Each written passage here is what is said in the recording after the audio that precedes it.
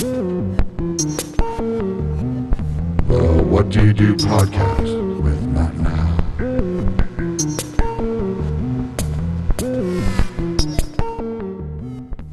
Hey, everybody, and welcome to the What Do You Do podcast, episode 12. Hey, Al. Hey, Pat. How's it going today? It's good. It's good. So you set up this little interview today with Suzy. Suzy, I'm looking for a lot. Tamasy? Is that right? Tamasy. Suzy Tamasy. She's an entrepreneur, an award-winning mentor in finance, and a leader in advocating for entrepreneurship as a way of creating positive transformation in the world. Suzy is the founder of Suzy Q Jewels and Frugal Divas, in which started in 2012, an initiative to radically transform how we support, celebrate, and finance female entrepreneurs.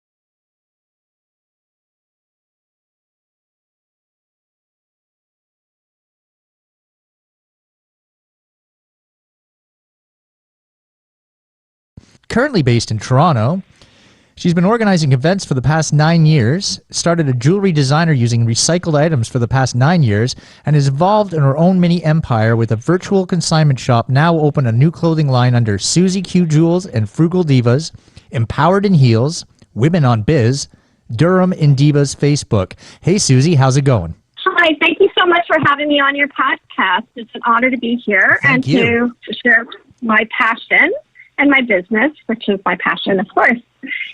So we start off with the obligatory question. What do you do? So basically, I am a fashion stylist, and I started my business as a jewelry designer. What I would do is I recycled broken jewelry, and I would revamp it. And then from there, I got into the clothing business, which really took off. How old were you when you started all that? I was 26. That's when I had my first son. I was in corporate, and I was on mat leave, and a lot of companies were letting go of people. So I said, okay, if I lost my job today, what would I do with my life? I was a single mom, and I said, okay, I have to do something that will be a backup plan in case of anything. You always have to think for that, especially today with COVID-19. So that's how I started. I started revamping jewelry, broken jewelry, and that took off really well. And then everyone was doing jewelry, so then I had to think out of the box, and I got into the clothing line. So then from the clothing line, I wanted to do consignment wear, but everyone would want the same item, so I couldn't find. So then I got into my own clothing line brand. Wow. And it took off. It really did. At work, when I was in corporate, a lot of the females there would come to my office and see what I was wearing because they said that I would mix and match well. And that's where I said, okay, this is the thing. Maybe it's a clothing line that I had to do. So I'm a true believer. When you say corporate, what do you mean? I used to work I used to be a senior pension specialist. That's where my financial background was in play. So it's a big leap to what I'm doing. But I always had that creativity aspect to me when I was young. I used to design clothing for my Barbie dolls. So I used to cut my mom's linen wear or her curtains because we were middle class. We were very I'm sure she loved that. High. Yeah, I would get a nice kick in the butt at that time was okay, right? So, yeah. She wouldn't like the holes in her curtains and the bedding. Yeah, so that's where my creativity really started, and that's where my design started with the clothing line, yeah. So I'm a true believer of going with your passion and following it. So. Oh, yeah, me too. Al? Mm-hmm. Yeah, so a couple of questions for you, Suzy. So one of the things I'm really curious about, and having had the opportunity to work with you a little bit in the past on various aspects of your fashion empire, I wanted to know, like, who basically is your general consumer base or customers that you deal with your products and the services that you offer? I deal with all age demographics. When we were pinpointing the demographics, it started from 20 till 60. So it was really hard to kind of close that graphic itself. And now I'm getting a lot of younger kids wanting to work with me. Like the parents are trusting me because I've been in this industry for 10 years. So they're wanting to start their modeling with me so that it's like a stepping stone for them. And it's also a confidence builder. So the clothing line has really grown to an empire in a way. Well, it sounds like what you've done is really develop an ecosystem for our youth as well, right? Especially some of these young women where they come in, like you said, they're starting out their modeling career or they want to get into fashion or designing or something, and you kind of mentor them or I guess give them an opportunity to sort of figure out what it is that they want to do, I guess. That's so true, and it's been a great opportunity for them, and it's a win-win for us too because we get to have them wearing our clothing, we get the photos from it, and then they get that portfolio build-up from my platform with the history of 10 years, right? So it's a win-win for it.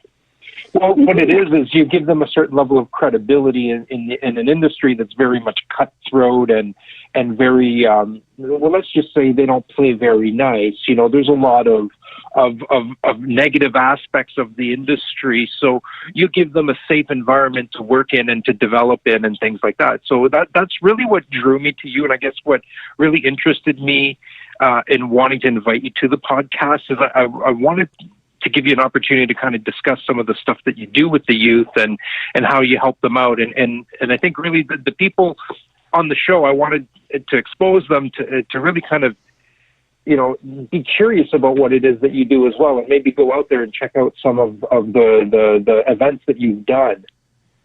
Yes, very true. See, we are not just a brand for skinny, mini fashion moguls, basically. We are open to any shapes and sizes, and we coach them through with the other models that have been working with Suzy Q Jewels, and I really have to give them a kudos because they are my positive, inspiring models that help the newbies, I would say, in a good way.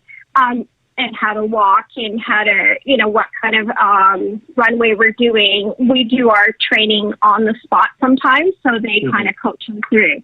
And it gives them a very sisterly environment. So it's not that competitiveness. So all the models that work with me, they need to get along and they need to help each other. So they're inspiring each other and helping each other, and they form a sisterhood. So you are correct. We are not like the normal brands that is so competitive and catty, and that does not exist with me. I hate drama, and I don't like to deal with drama. And all of them, honestly, I've had great experience of 10 years and have not had issues with models at all.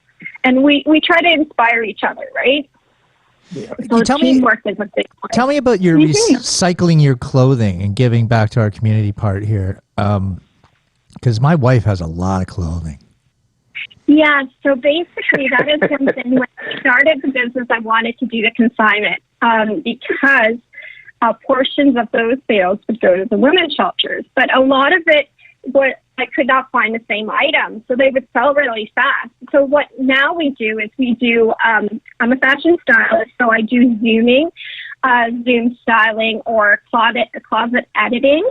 So before you would go to your home and edit your clothing, and we would take the things that you didn't want and we would distribute it to the women's shelters, right? And then we still do that. We do a virtual stall, but we do, after everything is done, we normally collect the clothing and give it to the shelters, because what we do is we dress them up for interviews and legal court proceedings, so that they look representable. And a lot of times these women that are leaving the shelter, leaving their homes, they're leaving with nothing. So getting some clothing for them to dress is a great thing, and you're giving back to the community.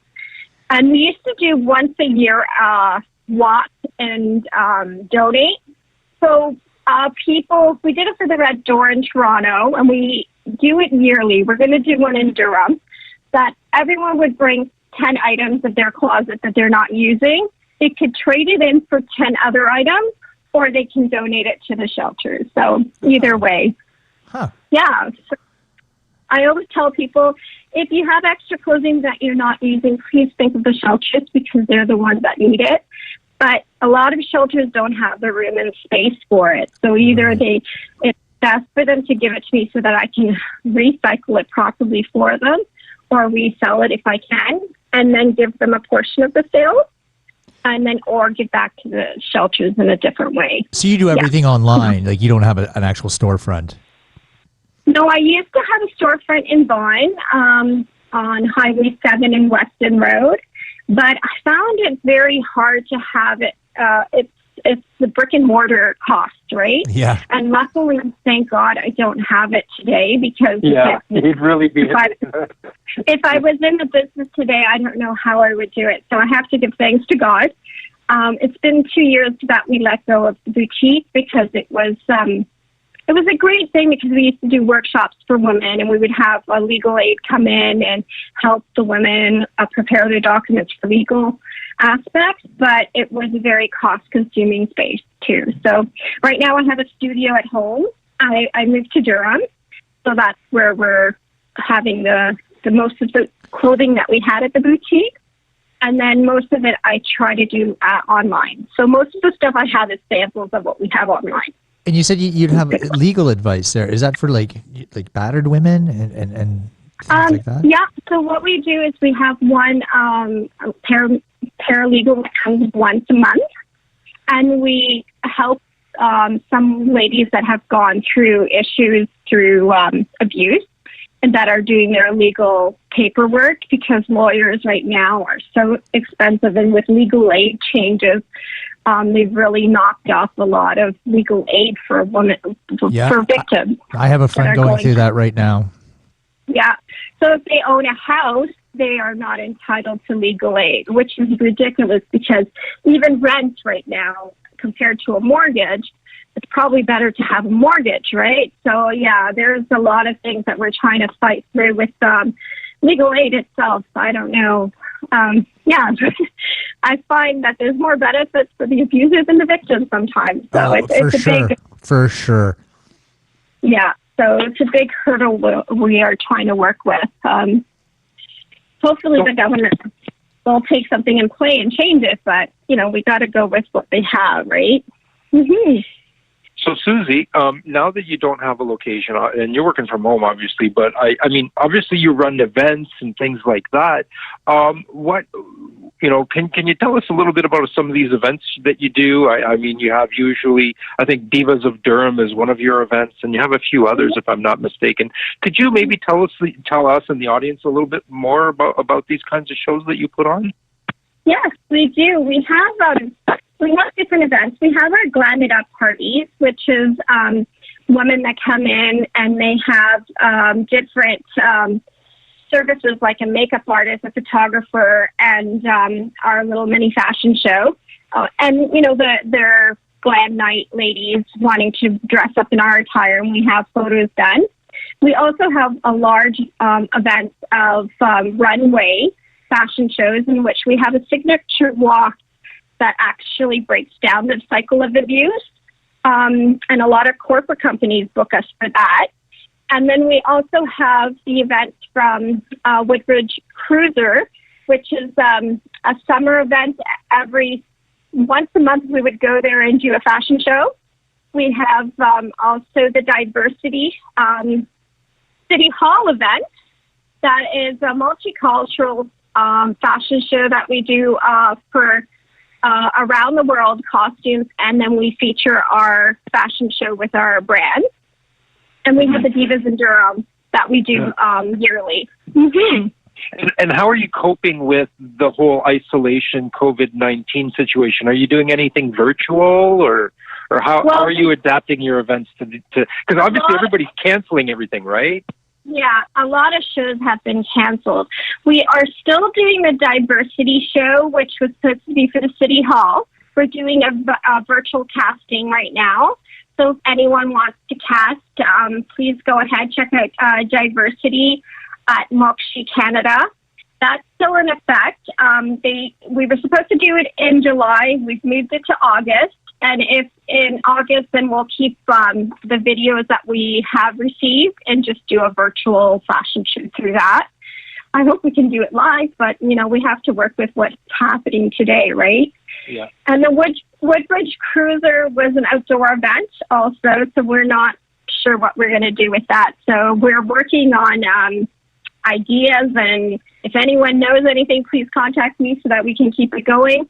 I am so blessed. I have a lot of models that I have as fashion stylists and fashionistas that have some of my clothing that they still post pictures, and they help me promote my clothing through that. And we have our magazines, which is the Biz&Fashion magazine that we do monthly, and that features a lot of our clothing line in there. And proceeds go to the women's shelters with that too.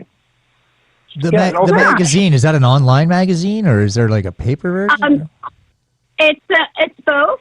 You pay for it. So there's a print format, but you pay for the print.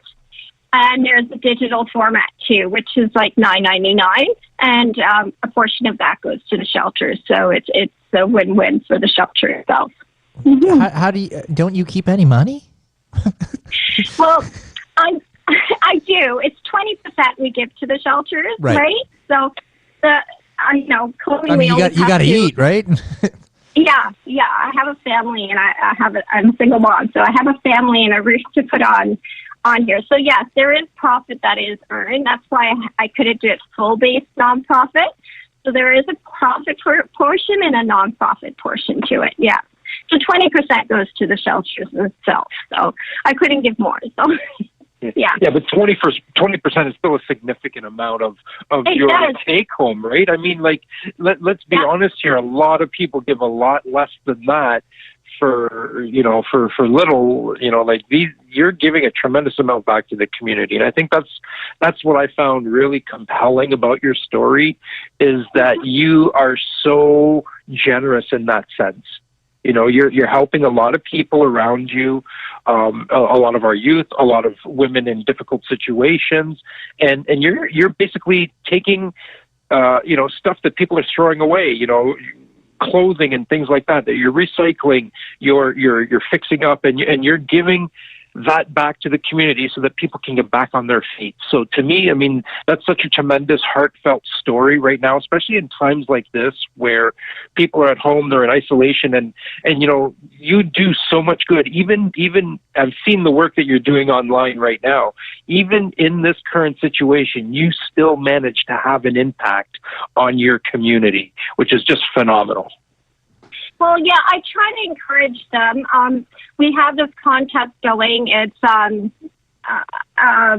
contest now that, just to get them dressed out of their PJs and getting glammed up at home. You don't really have to go all the way, but, just putting something from your closet or going through your closet, getting rid of it and putting it aside and just being able to donate right now, it's a big thing, right? So just keeping their sanity going and getting them to do the diversity casting, even though it's at home, they're doing their walk and keeping them going as to that, keeping them alive.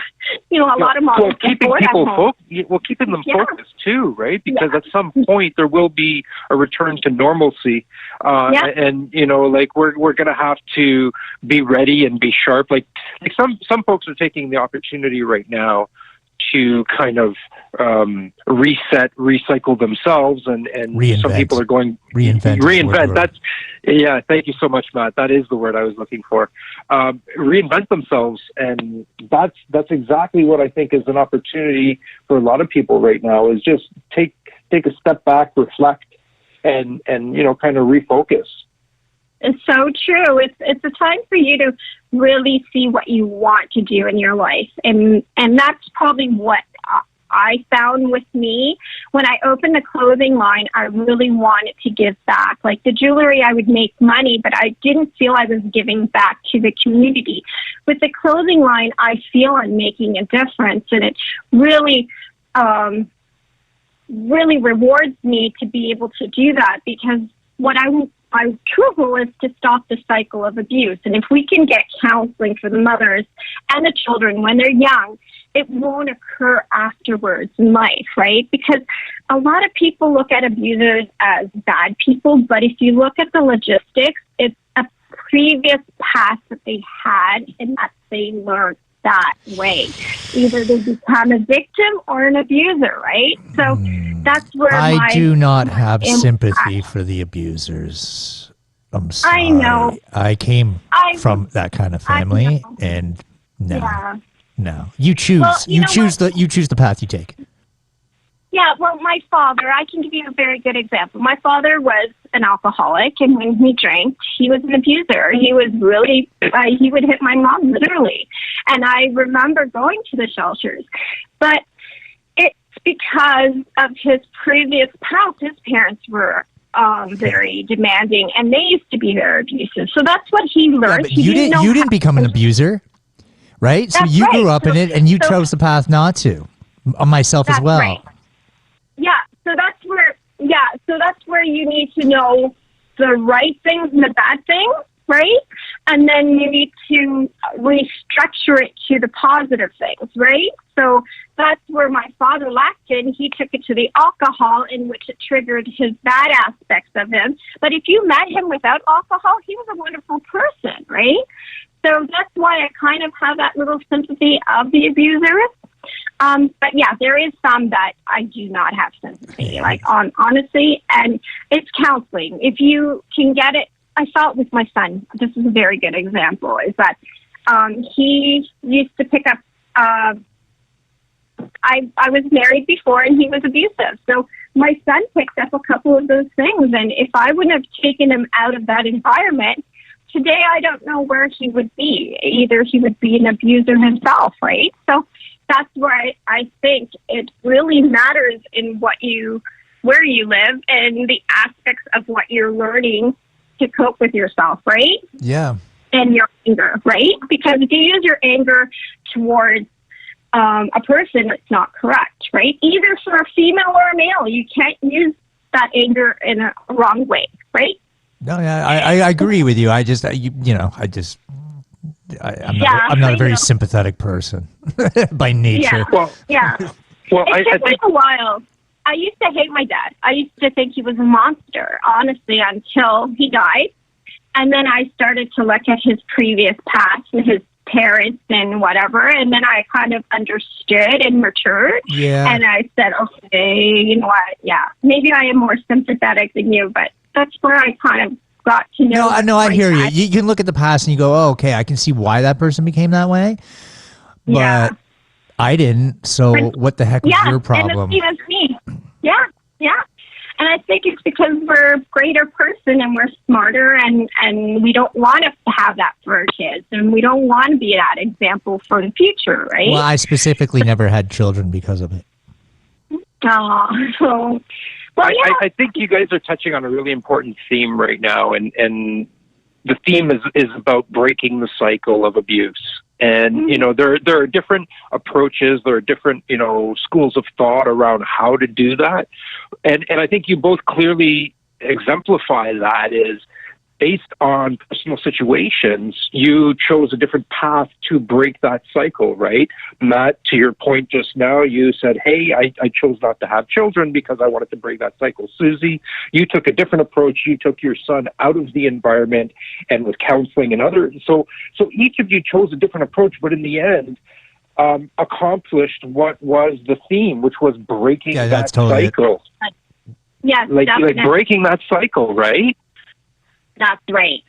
Because that's the last thing I wanted to do is to have that cycle continue with someone else, right? And and it's something that, I wish I could, and that's why we do our runways. If you know our signature walk, it shows that cycle. It shows the darkness. It shows the red of how it trails from abuse, and then it shows the white, which is the light of the tunnel, basically getting out of that cycle of abuse.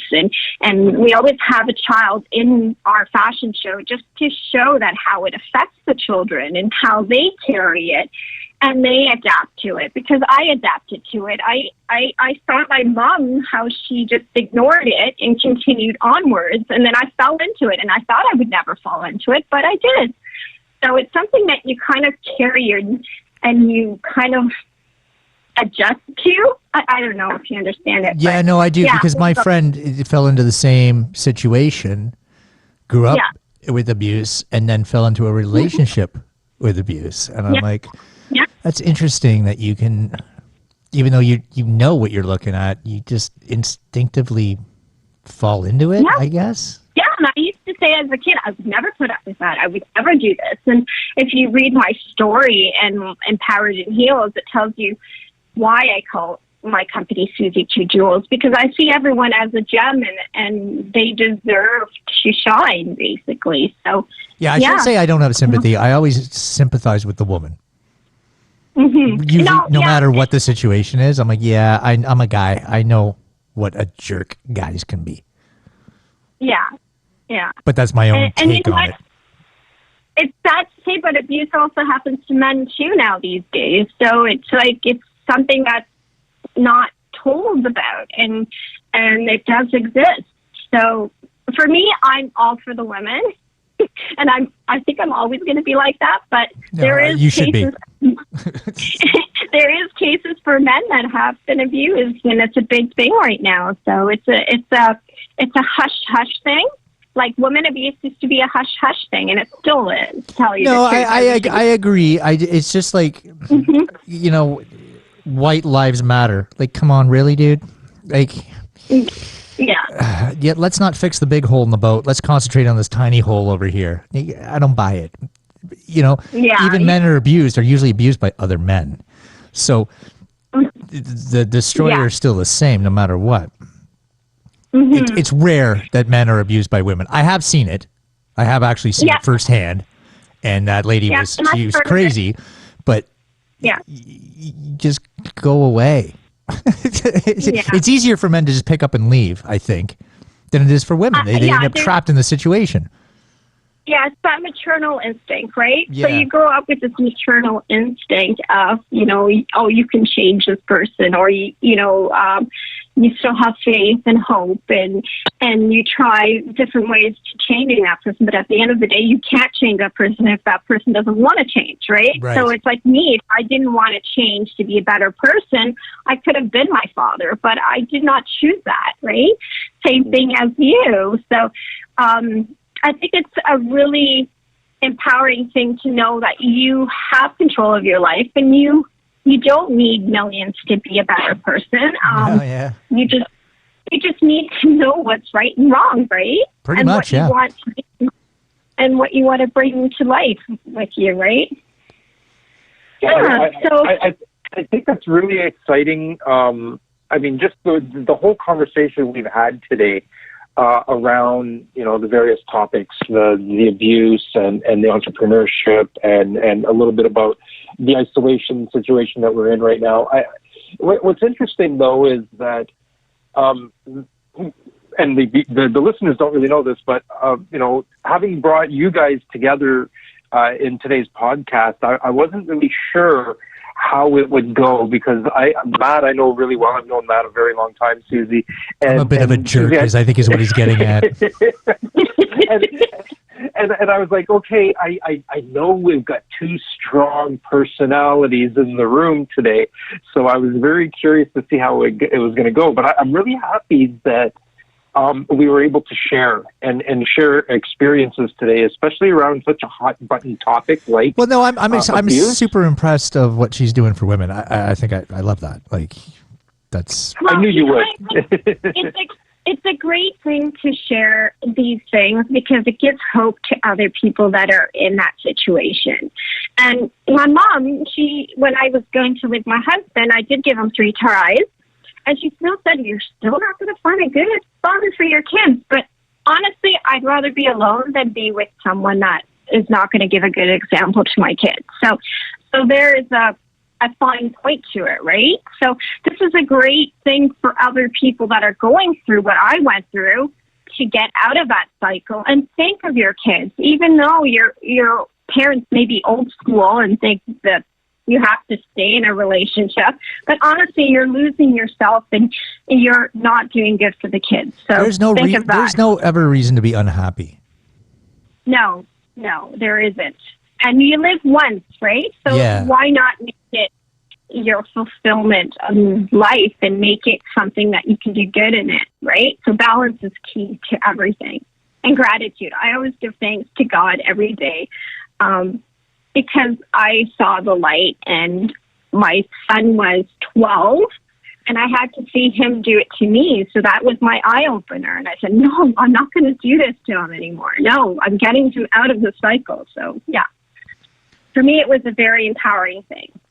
Yeah. See, I want others to be empowered by that. Yeah. My dad was given the boot there when I was 10 years old. So I was with my mom and my brother and sister, and she was single for a long time, and she'd have to go and work, right? Like, yeah. And so we were kind of like latchkey kids. This is the 80s, so that was allowed. So I didn't really, like, I had a lot of anger issues, that's for sure, but I never would take it out on a girl because just after watching it, you're like, it's just so unfair. Anyways, enough about me. I'm so glad you have that empowerment in yourself to do that and choose that. Other people don't have that, in which I wish they built, and that comes with counseling. So if they can get that counseling to help themselves and not continue that cycle, that would be amazing, right? Yeah, no, and they can change themselves for better. Yeah. Yeah, I think what you're doing is great. Al, do you have any questions that might turn this into a happier thing for the end? Sorry. No, it was me. I'm the one who went down this rabbit hole.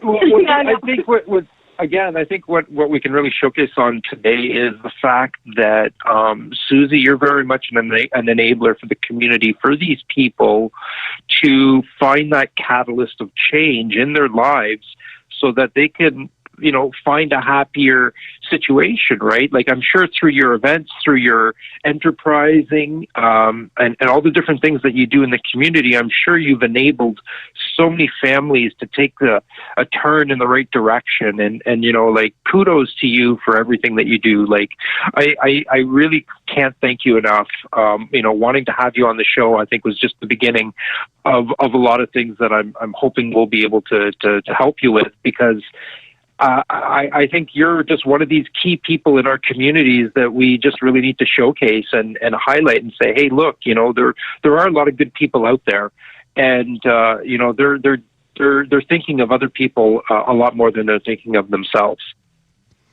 Yes, so true, and especially now with COVID-19. I think that's where a lot of people should start thinking about. Look, it's not the multi-millionaires that are helping them out. It's the community workers that are risking their lives out there. Yeah. Support your local communities. Yeah, like our grocery tellers, our banking tellers are actually risking their lives for us. And we take that for granted. It's so sad that it had to come to this day that we actually start to support that, like the nurses, the doctors that are out there, right? We have to be so grateful for so many things. We're lucky we're in a home that we have water, internet, because imagine if we didn't have the internet. No, I cannot imagine that. We are so blessed, and there's other people out there that don't have those little things that we do. So I think gratitude is key, and I think we all should be grateful for us to have a safe place to be. And you know what? Things will work out. Like, I know a lot of businesses are going through a bad thing, and I know because I'm a business owner, but I'm trying to funnel through and see what I can do to make it better and make others feel good and continue onwards, right? So that we can empower each other as an inspiration and support, right? Yeah, basically, we want to know where people can find you, where people can help you out. Yes, please look me up at Suzy Q Jewels. That's Suzy Q Jewels, Jewels. There is a donate button that goes to the Women's Shelters Trust Fund, and it's distributed quarterly. So that's where our sales of clothing also gets distributed to that. And our lawyer distributes it quarterly to the shelters we deal with. We deal with 8 shelters throughout Ontario. So we're based in most locations. And most of our events are triggered to the locations that we do the fashion shows to. So the one that we would have done in City Hall would have gone to the Red Door, which is in Toronto. The one in Divas in Durham goes to the Denise House here in Durham. And the one in Vaughan, which is the Woodbridge Cruiser, hopefully we'll still be on board with that one, will be in Vaughan. So please give back to our local shelters. They are in dire straits. And I guarantee that if you donate to us, it goes to them, because it's truly my passion to give back to the shelters because of my past, as we found out. But please keep in mind, Biz&Fashion magazine, a portion of our sales goes to the women's shelters, and we're still looking for advertisers to help us supplement this magazine, which is actually going through while this COVID issue is going. So it's giving a lot of pictures to the models and the photographers, and, you know, keeping them exposed while this no business aspect is there. So it keeps them alive still. So please look at Biz&Fashion. And I want to thank you both for having me on your show. Thank you so much. A pure pleasure. Pure pleasure. Pure pleasure. Thank you so much, Thank Suzy. you. Yeah, and Al, you're going to make sure all this information's... Absolutely, for sure. We'll get it down into the description of the podcast, and we'll be sharing that out on all our social channels as well. So, Suzy, really appreciate you taking the time out this afternoon to speak with Matt and I for the show. Thank you so much for everything you guys are doing. Keep it up and keep those business going. That's basically what you guys are doing. Oh, yeah, we try. Thank you. We try. Cheers. Thanks, Suzy. Have a wonderful day. Cheers. Have a great weekend. Take care. Goodbye. Bye-bye. The views and opinions expressed on the podcast do not necessarily reflect those of the Jam Production Company, its affiliates, and/or its partners.